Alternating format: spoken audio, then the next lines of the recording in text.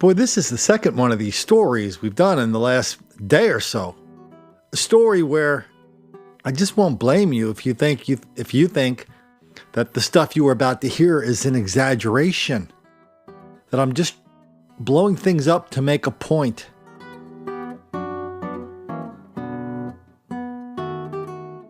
This latest case involves white people moving into black neighborhoods. You know what happens when white people move into black neighborhoods? They cause crime. Because everybody knows that if you took all the cops out of the black neighborhood, put them in the white neighborhood, you'd find the same kind of crimes and the same kind of amounts. And the only reason that all these black people are getting arrested for no damn reason whatsoever is white racism from the cops, from the judge, from the jury, from the prosecutors, from the court-appointed psychiatrists, from everybody. It's all a bunch of racism. That's the only reason why. I think the biggest first time I heard this fairy tale was when I heard John Conyers testifying in Congress that the only reason more black people are in jail is because of over-policing. And he always presents these things as if it's kind of a fact that everybody knows. Colin, you didn't know that? You're probably the only person who didn't know that, Colin. Next time I heard it was a few weeks later when the biggest minister in the humble burg of Wilmington, Delaware, got on the channel sponsored by the Wilmington City Council, looked in the camera in the company of the city's PR director and two students who he was supposed to be mentoring. And he reminded everybody that the only reason the crime is so big in Wilmington is because they put all the cops in the black neighborhoods. They don't put them in the white neighborhoods, because if you put the cops in the white neighborhoods, you find the same kind of crime and violence and mayhem and disaster you find in black neighborhoods. Everybody knows that. Colin, why don't you know that? You're not really that smart, are you? Are you, Colin?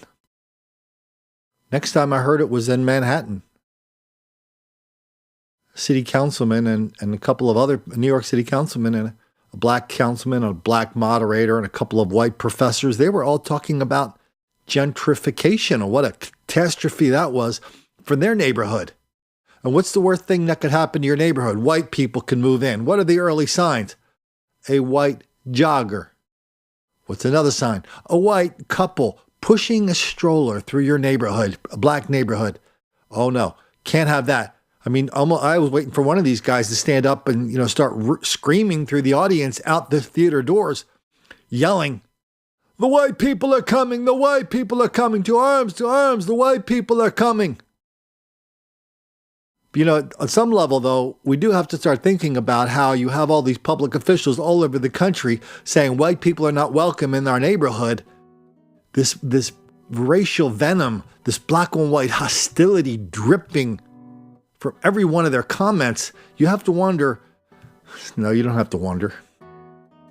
We can observe it. We can see that. We can see the venom. We can see the hostility, and we can see the violence, all existing in the same quantities in the same places, all over the country.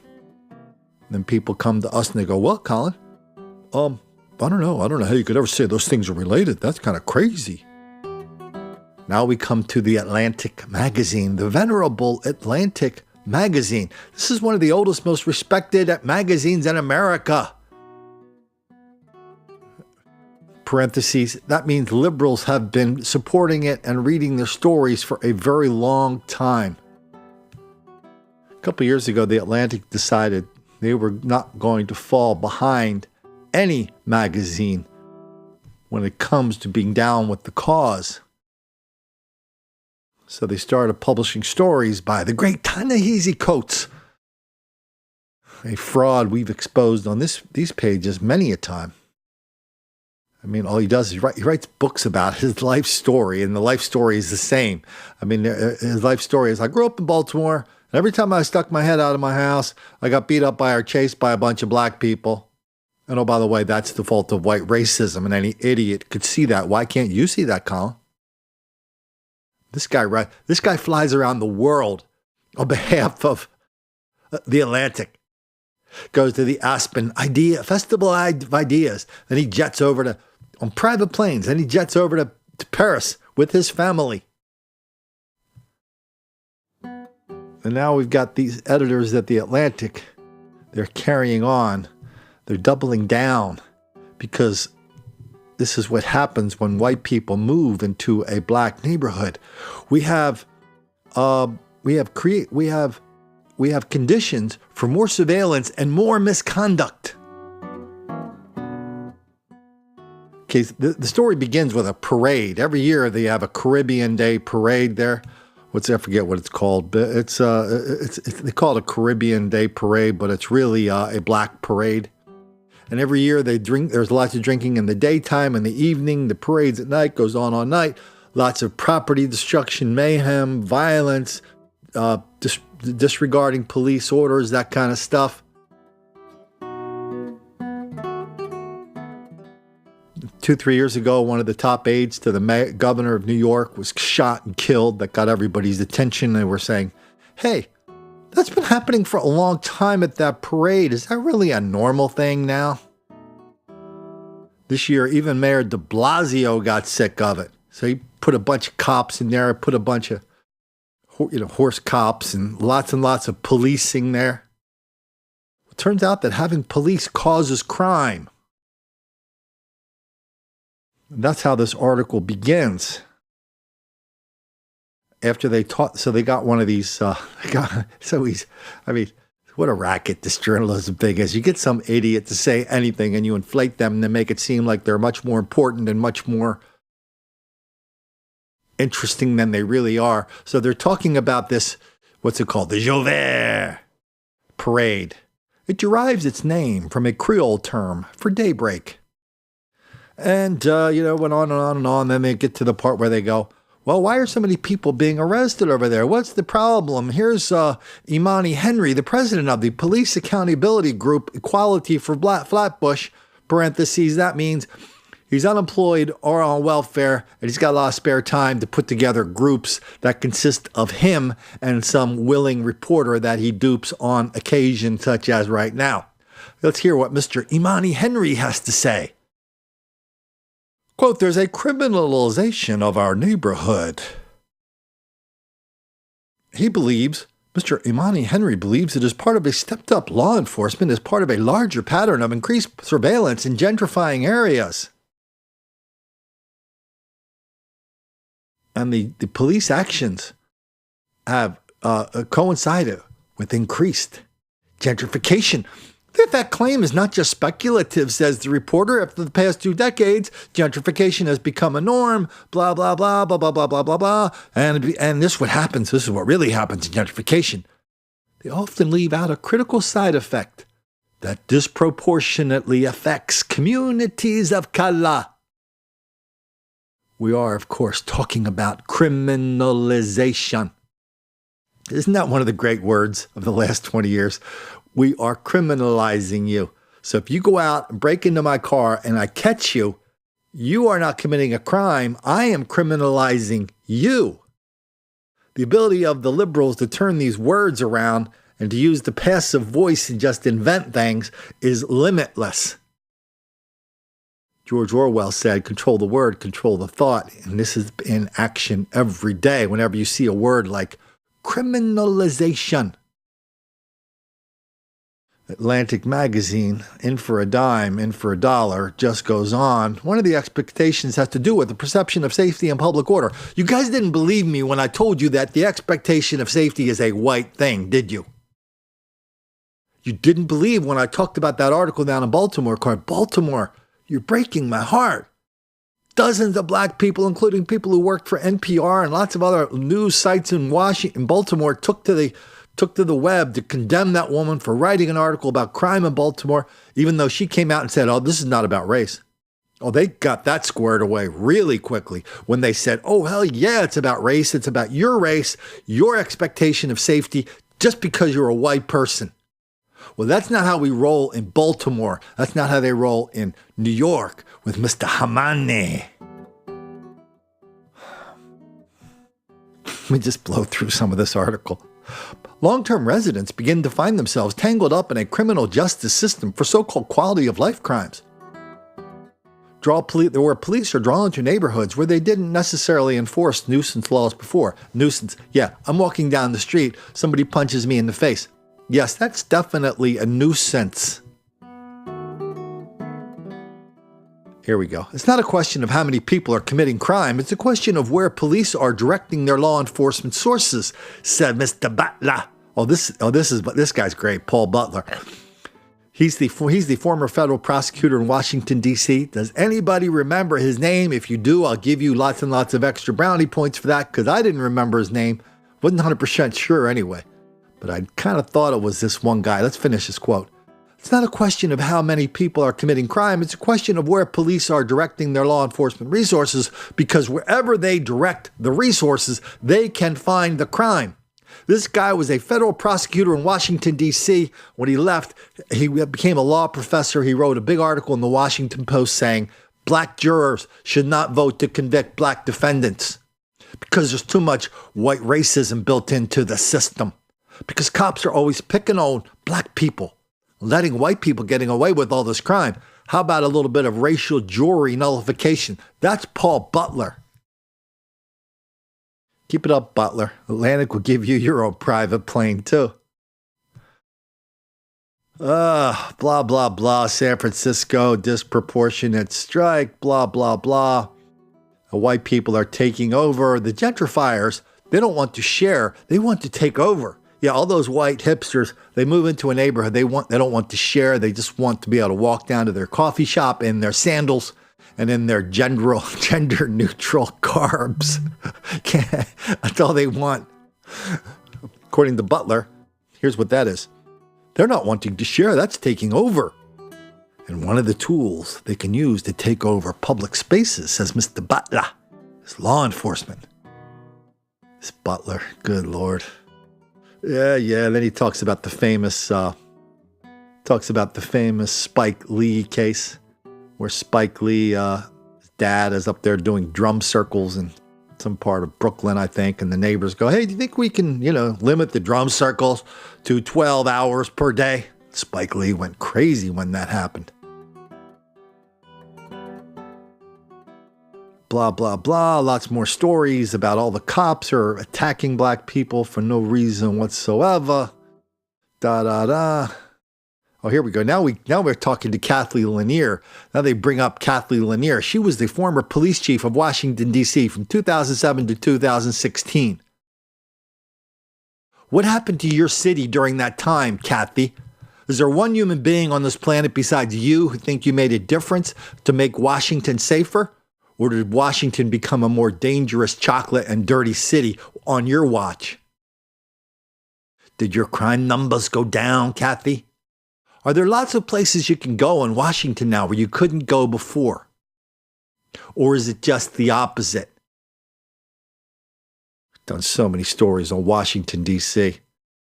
I think that the most troubling one was the one we did where they started a program about 10 years ago where they gave murderers second chances, kids, teenagers.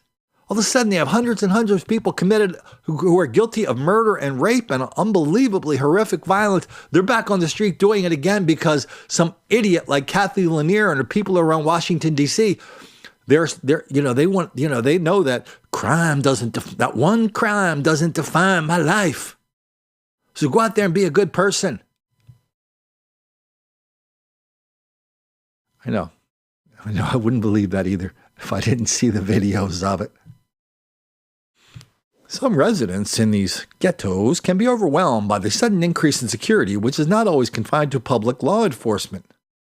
They're actually hiring security guards to keep themselves safe. Why is that? Why can't a white person walk into a black neighborhood? Why do they feel the need for security and police? What's that all about? Are they making that up? Are they imagining that? Are they?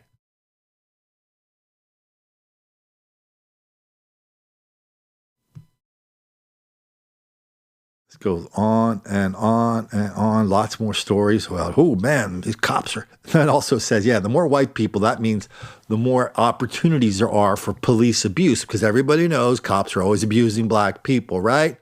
Gentrification and police violence don't necessarily have a casual relationship. Period. And okay, let's let the other shoe drop. But stepped up law enforcement does create conditions for more potential misconduct. Good Lord, people make a living writing that idiotic stuff. You couldn't get away with that in 6th grade where I went to school. Sister Marian DeShanta would say that doesn't make sense. But that's the famous Obama construction he got away with so many times over so many years. He would say, well, I believe in competition. That's why we have to nationalize healthcare. I believe in free enterprise. That's why we have to take over GM. I believe in fairness. I believe in one country, not a red country, not a blue country. I believe in the United States of America. That's why we have to have special programs for black people, including one called Academic Excellence for African Americans. I mean, that's what all this is. And on they go. Eric Garner, Butler. Whew. Okay, here's one of my favorite parts here. And don't make the black kids angry. We spent a lot of time talking about Bronx juries.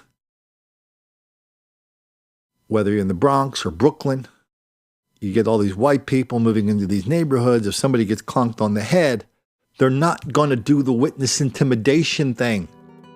They're going to see, if they see something, they're going to say something. They're going to show up in court. They don't care about stitches for snitches. They're going to go to court. They're going to testify. They're going to get called to jury duty. They're going to follow the evidence. Atlantic Magazine doesn't like that either. Because it says gentrification has long-lasting impacts on the criminal justice system that go far beyond police surveillance. As cities become whiter, so do juries.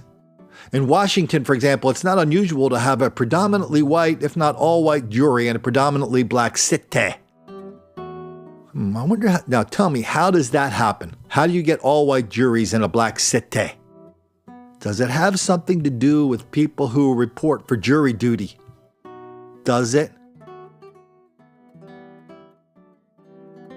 Here comes Mr. Butler. Quote, jurors often have different life experiences based on their race. And so if the defense is the police lied or the police planted evidence, that's something that an African-American juror might well believe or find credible. A white person might find that hard to believe based on that person's experience with the police. The public debate over how to best deal with gentrification often brushes over these tensions, focusing solely on economic impacts. No, we didn't brush over anything, you fool. There are some who say gentrification is a natural part of urban development, while others say local governments should do more to regulate housing markets. But there's one question cities haven't really reckoned with as they evaluate changing neighborhoods. Are they prepared to decriminalize them?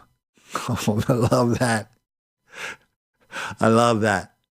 In other words, are you prepared to continue to ignore black criminality even when there's a lot of white people around who don't want you to ignore it? Boy, all my neighbors, people moved into this where I stay with my brother. It takes them years to get used to the fact that when they call the cops because of vandalism or violence or harassment or threats, it just takes them a long time to get used to the fact that the same people who are responding to the police calls, one minute, the next minute, they're in front of a crowd telling everybody how we're not going to arrest our way out of this mess. And how we know that the only reason there's so many black people in Wilmington and hundreds of other cities around the country doing this kind of violence, mayhem, destruction, because they haven't had enough midnight basketball, enough free stuff in the morning, enough free stuff in the evening, enough free stuff at supper time. And we just have to kind of jigger our combination of free stuff. And when we get that right, oh, it's going to be beautiful. I'll tell you what, Spike Lee, this guy, and the guy who wrote this article, what's his name? Abdallah Fayyad. He's a editorial fellow at The Atlantic. I'll tell you what, Abdallah Fayyad, Spike Lee, Paul Butler, all the rest of you idiots who are trying to normalize this black on white criminality, consequence-free criminality. you guys might not know it, but I think we have some common cause. Listen, all you got to do, whenever you see a white person in a black neighborhood looking to buy something, maybe if they have strollers, just give them a copy of my book, Don't Make the Black Kids Angry. That will let them know about the enormous amount of hostility and violence that is now normal, black on white, in this country, and how so many white people, public officials, and reporters are in denial, deceit, and delusion about it. Just give them that. Don't worry about the Atlantic. Nobody gives a damn about the Atlantic. Except for some college professors who subscribe to it as part of their office budget. Nobody gives a damn about the Atlantic. You want to scare white people out of those neighborhoods from ever moving in the first place? Give them that book. And then, when they do become victims of black criminality in their new black neighborhood, if they decide to move in after all, you can just shrug your shoulders and go, "We told you." Didn't you read Colin's thing in there about critical race theory, routine activity theory? Routine activity theory says that a white person in a black neighborhood can routinely expect to be the victim of black crime and violence. You didn't read that part in there. You didn't see where the city of Chicago had to pay $22 million because the city released a white girl into a black neighborhood. They should have known that releasing a white person in that neighborhood was an unbelievably dangerous thing. They should have taken her, said the judge, they should have taken her down to the zoo and put her in a lion's cage. That would have been safer than releasing that girl into the neighborhood in Chicago where she was taken up to the 7th floor of a public housing project, sexually assaulted and thrown out the window. She survived. Permanent mental and physical damage. $22.5 million. And the judge said it was because of routine activity theory. He could make that ruling.